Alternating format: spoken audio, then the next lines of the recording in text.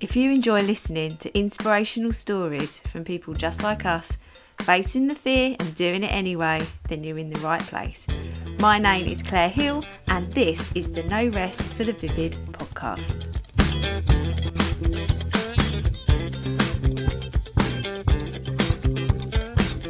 Hello, it's a mini Monday episode, and I'm recording this at 4:00 in the afternoon.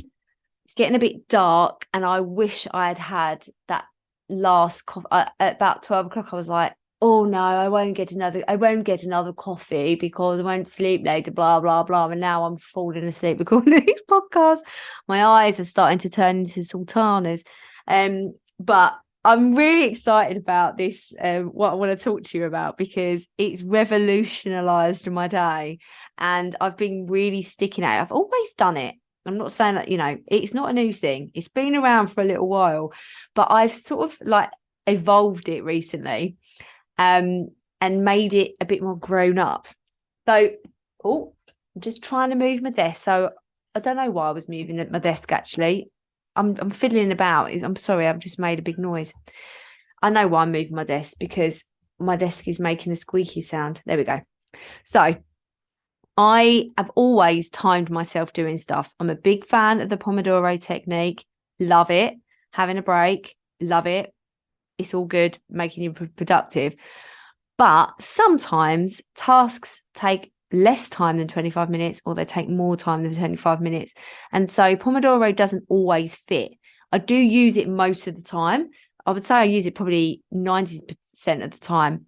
But there's a way that you can do things that you do sort of both. You start your 25-minute timer and collect certain tasks that take a certain amount of minutes into that Pomodoro. So in front of me, I have my to-do list for today, and I have this podcast recording day, and I've been at it all day. I've been recording podcasts since like 10 o'clock this morning, and it's 4 o'clock. So I've been recording for like 6 hours on and off. And but there are things that I will procrastinate over. So what I've started doing is, on my to-do list, I write down how many minutes I think that's going to take. So, for example, recording this mini Monday episode in total takes about 7 minutes. Now that I'm quick at editing and putting it on, and really I've not included the publishing side of it. But anyway, the recording, I've given myself 7 minutes. In front of me right now, I have a timer. And I put a timer on for 5 minutes, and I'm watching it go, so I can make sure that I'm being concise. I'm not going on. I'm making sure I'm getting to the point. But also on my list, I've got, for example, creating content for Vivid Wire. That usually takes me about 20 minutes, sometimes less, sometimes more, but I'm being generous. I'm also recognizing I always underestimate how long something's going to take me, which means I get to the end of the day feeling like I haven't been as productive as I could have been, but really, I didn't have enough hours in the day. So I've got to leave that to one side and stop beating myself up about the fact that I don't have 30 hours in the day, and I do need to sleep, eat, and wee. So I've put a comma here, a point here, to do content for Vivid Wire. It took 20 minutes. I've also gotten here to do content for Vivid Club today. I'd already planned it. I just needed to film it. So I put a timer on for 30 minutes. It did not take that long. It took much less time than that. It took probably about 10 minutes, maybe even 5 minutes. But I had an idea in my head of how long it was going to take. It's such a good tool to, one, measure how much of your day you are doing certain things, but also to keep you on track. Like, I also have here that I had to email a couple of members in the Vivid Club membership. Well, I knew exactly what I was going to say. I knew what the email was going to say. I knew who I was sending it to. So it should not take more than 5 minutes. So I'm like, right, email, boom, 5-minute timer. There I go. Write my email, done, finished. Because otherwise I procrastinate. I'm like, oh, I've got to do that. Oh, well, hello.